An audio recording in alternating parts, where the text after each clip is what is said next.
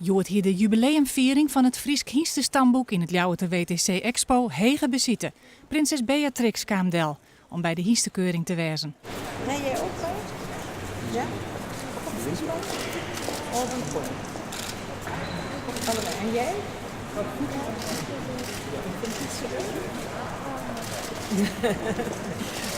Nou, vandaag nog weer kijken. Dat is heel mooi. Hè?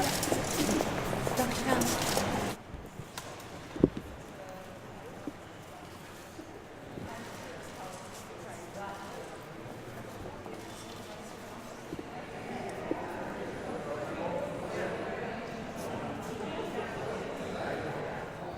Norbert Fjouwer waard daar hinder van het jaar 2013 uitroepen.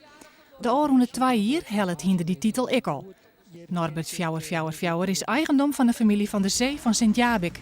Het Hiestenstamboek loopt met zo'n 24.000 mensen een record aantal bezoekers. Ja, over de hele wereld. Echt. Over Australië, Nieuw-Zeeland en Argentinië, Mexico. Nou, heel veel de Amerikanen dat ze hier komen kennen. Hè.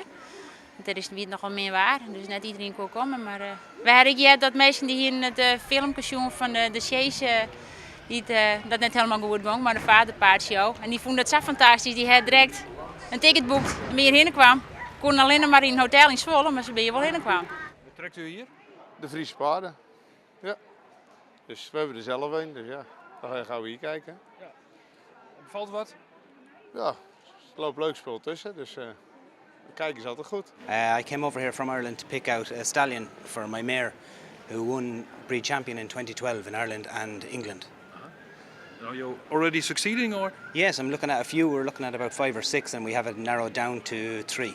So we'll go back in now and have a chat with the owners of the 3, and we'll narrow it down to 1 before we go home. Sie haben selbst Pferde? Ja, wir haben auch 2 Friesen und die eine Stute ist halt eine Jasperstute. Was macht sie so besonders? Die sind einfach, die haben Power, die sind Familienpferde. Da können die kleinsten Kinder schon drauf reiten, das ist einfach toll.